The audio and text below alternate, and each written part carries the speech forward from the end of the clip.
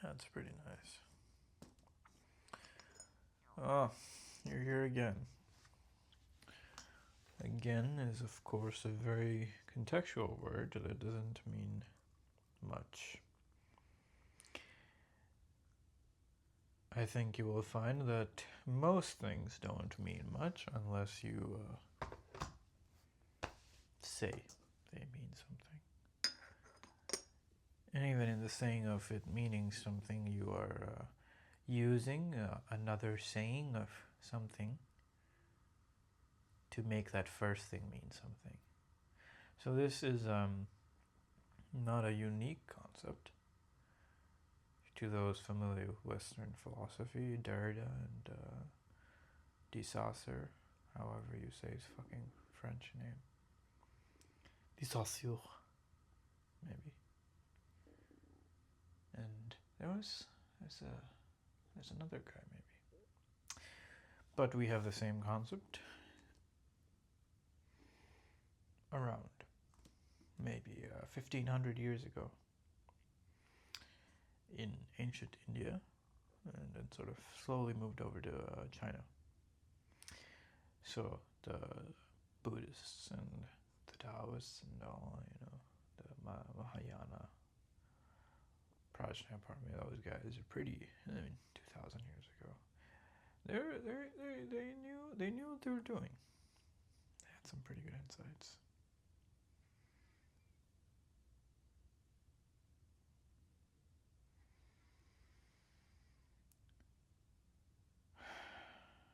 I don't know. When you find something like, God, it's not really the word God, and the experience of God does not actually match the word God. The experience of God is more akin to the experience of all of language. And the Word was with God, and the Word was God. Amen. Yeah?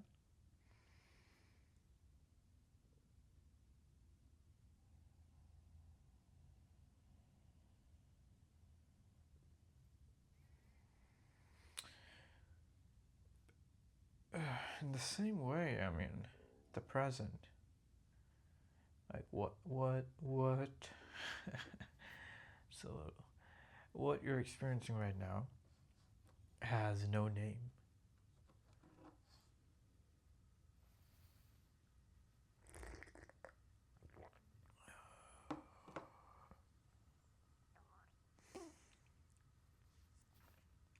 It has no name, it has no real location. You have to add characteristics and names and all sorts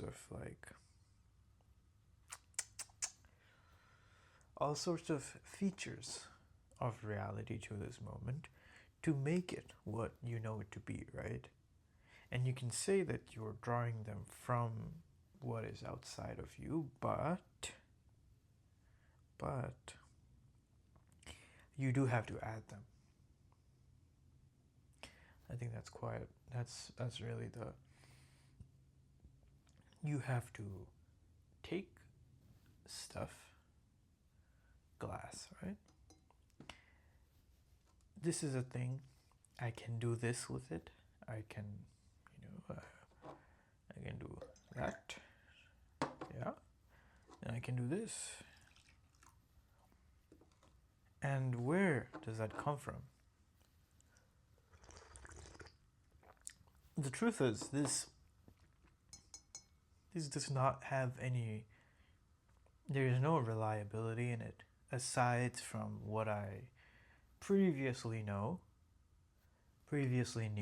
sorry, no, knew, a bit of both really. And I assume it is going to maintain the same functionality, which is really, really remarkable, because all this needs is one good fall and no more. No more of that functionality. And this is all like assuming that this 3D thing is kind of real. And yes, I know, it's sure, it's some sort of idea, for it to be real or not real. But the truth is, the place of where you experience this meaning,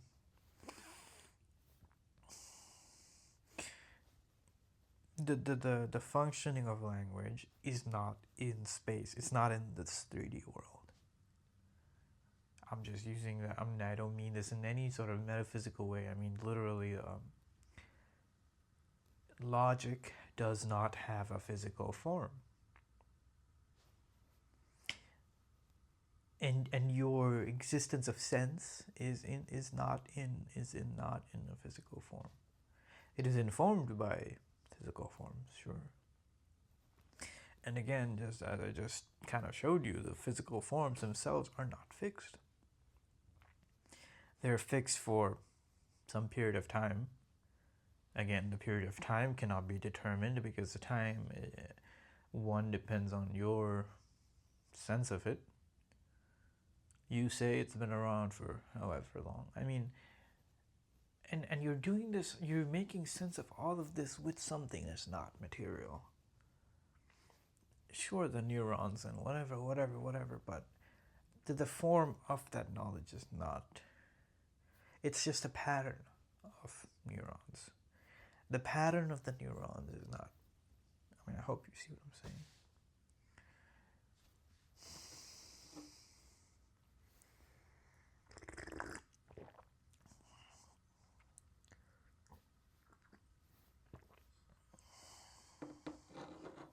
It's like a rhythm.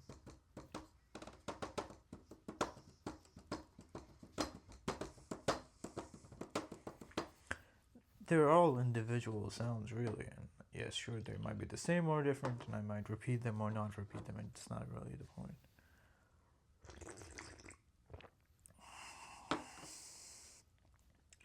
That there's a pattern, and the form of the pattern itself,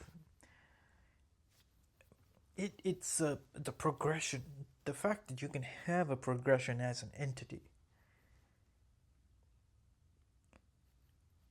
I'm not sure what to make of it. Really. Even me saying I am not sure what to make of it, it expresses an idea, which is not really like, you cannot.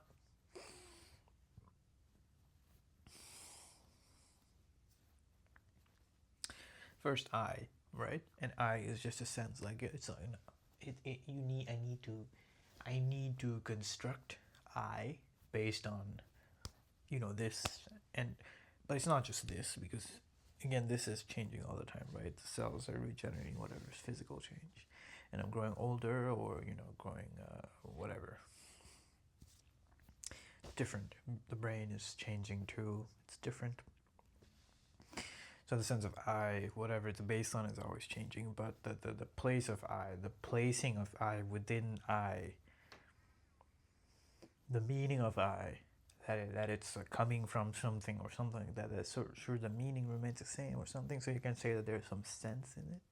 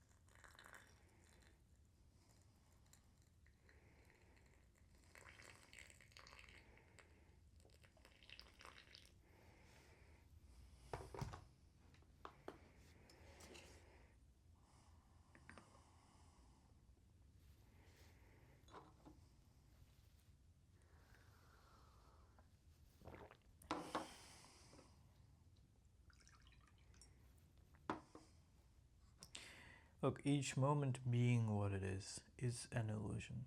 I'll just say that much. You are a thing, okay. You're part of a thing, and you are the thing itself, but also you're a part of it, okay? So I and my Father are one, but He's greater than I. So you're part of a thing, but you are the thing itself, okay? And whatever that thing itself is, it's moving all the time. It is one unitary movement, okay? Anytime you say I'm in the present, don't you try to freeze it, or I'm somewhere, I'm doing something, or I am something, or I am this, or something like that. Anytime you try to freeze it, I mean, you're not really freezing it. You're just having some sort of meta perception that you made up, okay? Because the unitary movement is just a movement.